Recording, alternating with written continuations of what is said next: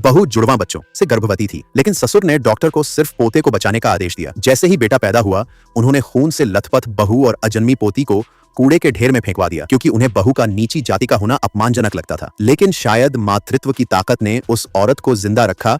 उसने उसी कचरे के ढेर में बेटी को जन्म दिया और एक राहगीर ने उसे बचा लिया। जब पति, जो एक कंपनी का सीईओ था, दौरे से घर लौटा तो उसे सिर्फ पत्नी की सुसाइड नोट मिली। 2 दिन पहले ही पत्नी ने परिवार के चारों लोगों के लिए सुरक्षा ताबीज बनाए थे। उसकी मौत उसे स्वीकार नहीं हुई। 7 साल बाद ससुर की भी मौत हो गई, लेकिन बहू कभी घर नहीं लौटी, क्योंकि सिर पर लगी चोट की वजह से उसे याददाश्त चली गई थी और वह गूंगी हो गई थी। अब वह कचरा बीनकर अपनी बेटी को अच्छे स्कूल में पढ़ा रही थी। पति ने बाद में अपनी मां को वापस घर बुला लिया, जो बहू की मौत के लिए खुद को दोषी मानती थी, लेकिन बेटे के दिल में अपनी खोई हुई पत्नी की याद अब भी थी। एक दिन नौकर ने खबर दी कि स्कूल में उसके बेटे को किसी ने मारा है। क्या कहा? किसी ने मेरे पोते को मारा। गुस्से में दादी स्कूल पहुंची, बिना यह जाने कि जिसने पोते को मारा था वही उसकी वर्षों पहले मरी हुई पोती थी, और अब उसी की मां भी स्कूल में बुला ली गई थी। 7 साल बाद मां, बेटा और बेटी एक ही जगह आ पहुंचे, लेकिन कोई एक दूसरे को पहचान नहीं पाया। स्कूल में झगड़ा इसलिए हुआ था क्योंकि बेटे ने अपना पानी की बोतल फेंक दी थी और लड़की ने उसे उठा लिया था। जब उसने कहा कि उसने चोरी नहीं की, तो लड़के ने कहा, कचरे में पड़ी चीज तुम्हारी ही जैसी है। लड़की की मां ने बात बढ़ाने से बचने के लिए माफी मांगी। लड़का बोला, कहां से आई ये गंदी भिखारन। उसी वक्त दादी आई और लड़की की मां को देखकर चौंक गई। वह उसकी मरी हुई बहू जैसी दिखती, पर उन्हें यकीन नहीं हुआ। फिर उन्होंने देखा कि उनके पोते के हाथ पर हल्की सी खरोंच और तुरंत मां बेटी को स्कूल से निकालने का आदेश दे दिया। शिक्षिका ने पूरी बात बताई, लेकिन दादी ने अपने पोते को दोष नहीं दिया। उल्टा